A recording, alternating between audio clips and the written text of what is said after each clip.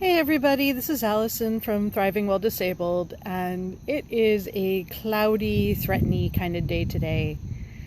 So I decided to record myself in front of my apartment instead of, out on the trail. Because yesterday I went out for a brief walk and got a few steps out, and then it started raining on me. So I'm just sitting out here and enjoying the cool breeze and the cloudy skies and the fact that, my front door is a couple of steps away. Today, I want to talk to you about internalized ableism. The first basic question is, what is ableism? Ableism is the view that people with disabilities have less worth and are more needy and are a burden only because of their disability.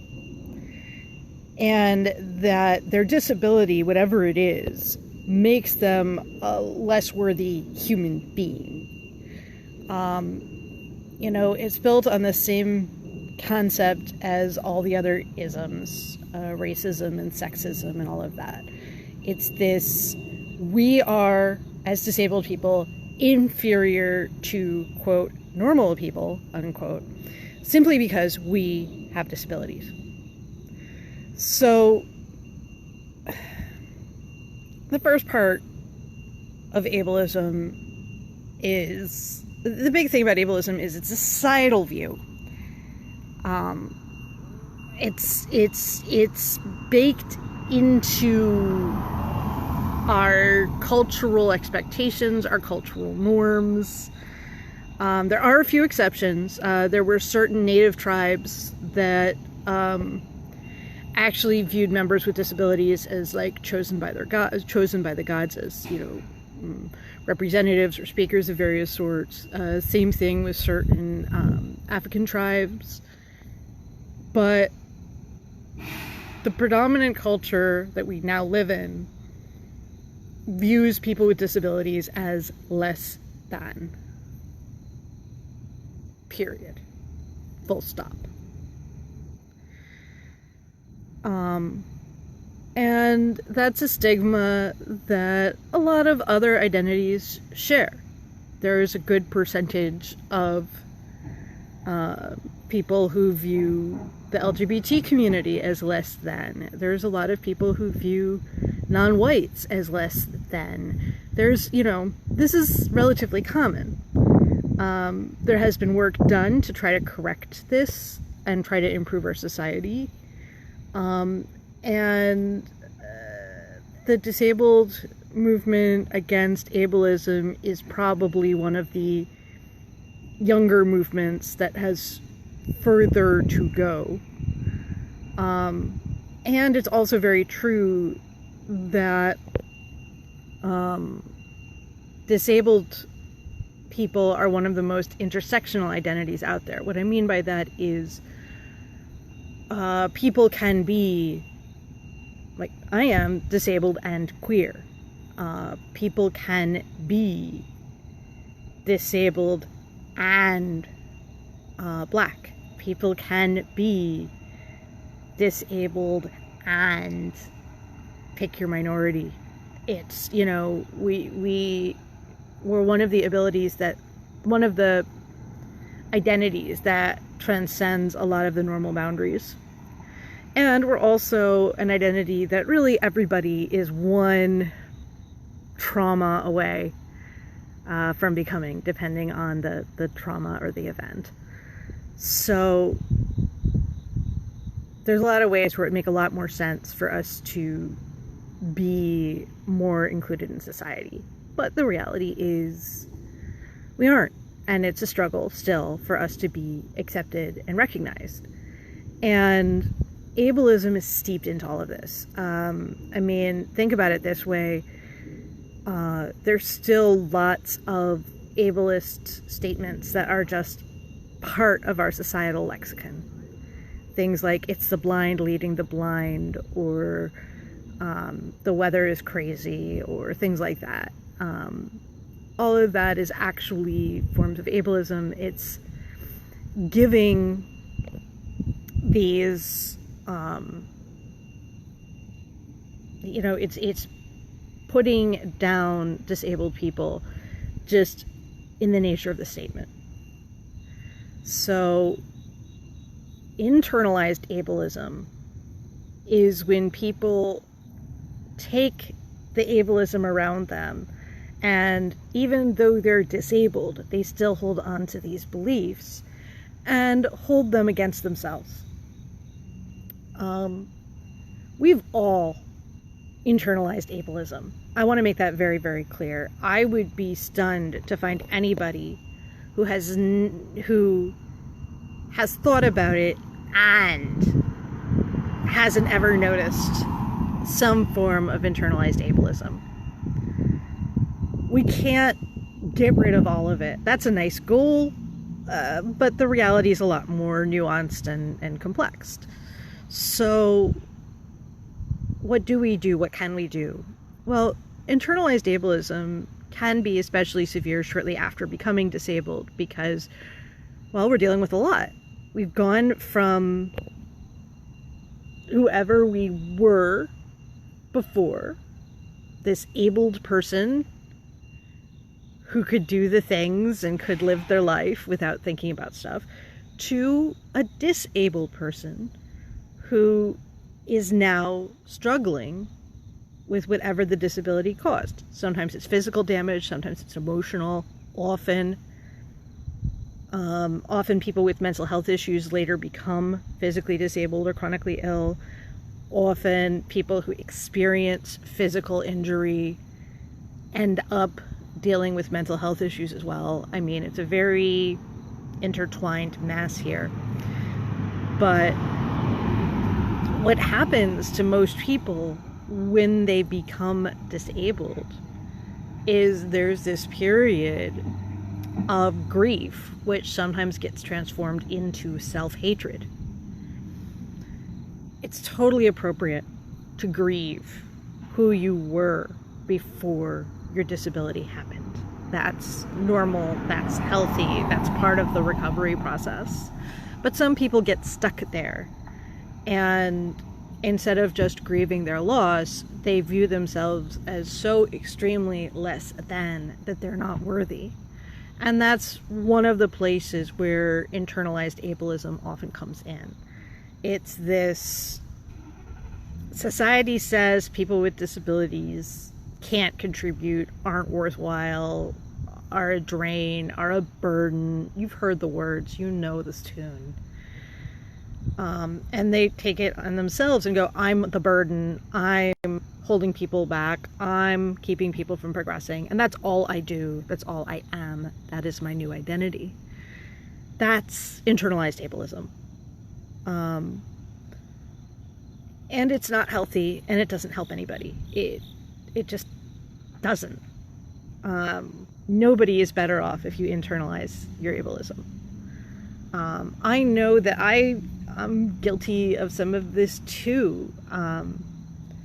I've definitely gone through periods of self-doubt and of wondering, what am I doing? Why am I trying? Why? For me, I've seen my depression turn me to a person I wouldn't want to be friends with. Just, sluggish and boring and not interactive and angry. And some of that was self-hatred because I wasn't the person I wanted to be. And I was able to break out of it eventually. It doesn't happen instantly, it doesn't happen overnight, but, with support, with treatment, it definitely can happen. And whatever you're dealing with, that's true. Getting the right support can be huge.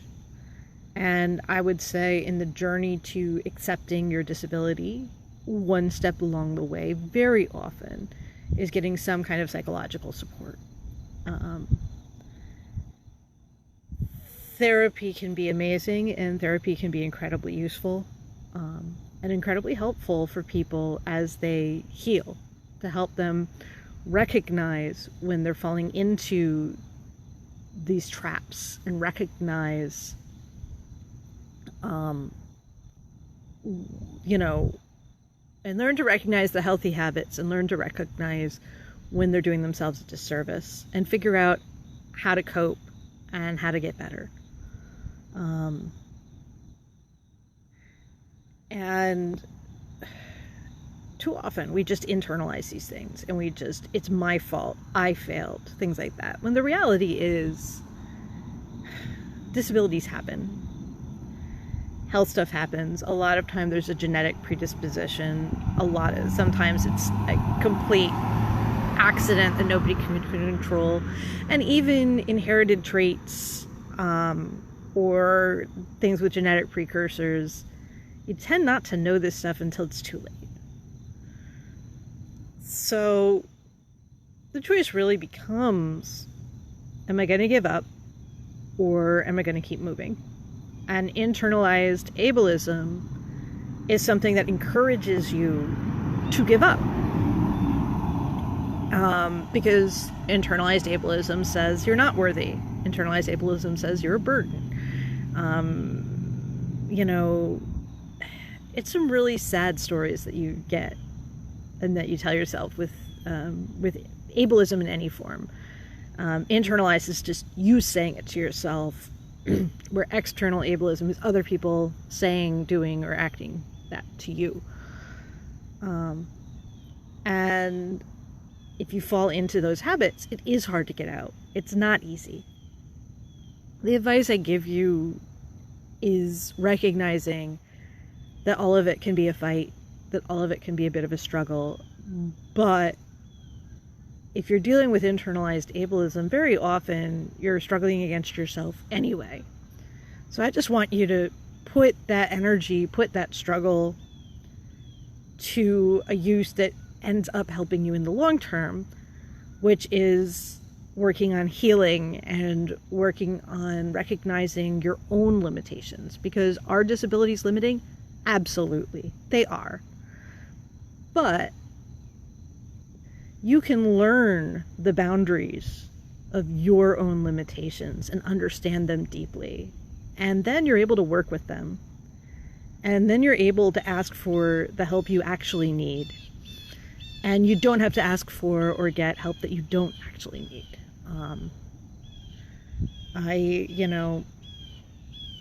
When my partner broke his acetabellum, that's the biggest bone in your body, the hip bone. He broke that joint. So he couldn't put any weight down on his leg at all for 10 weeks. And our apartment had a very small bathroom that, even when you're able-bodied, was hard to sit down on the toilet, just because you had the toilet and then the wall was right there. And so my partner was really worried about this, because there's no way he and his walker could get around and get him situated on the toilet. And yeah, that's an issue.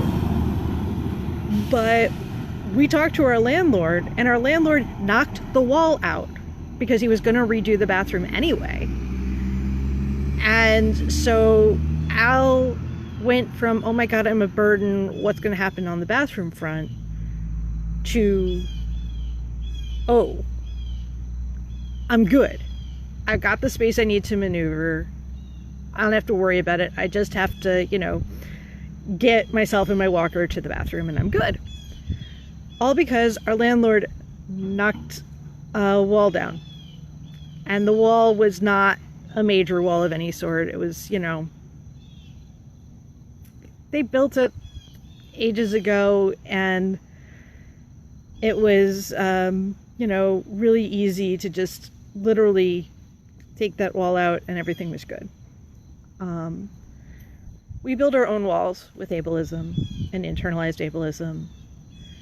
We believe that things are limiting. We believe that we can't do things. We believe we can't accomplish them because there's something in the way, or because we think that we're in the way. And all we really have to do is step back and look at the situation and take a wall down.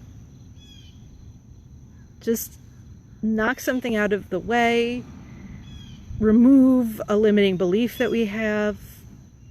And maybe there's a bunch of different walls that need to come down. Maybe there's a whole mess of things that need to get moved around and shifted. But we can do it. And it might take some time, and it might take some effort, and it might take some support. Because like I said, I couldn't knock that wall down. But my landlord had a relatively easy time of it.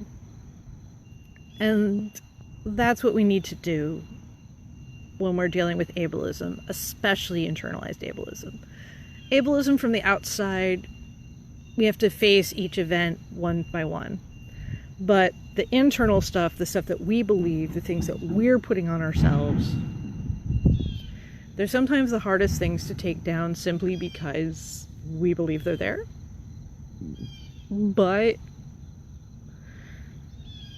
with a little shift in perspective, with a little support and love from others, with a nudge of our own, we can figure it out.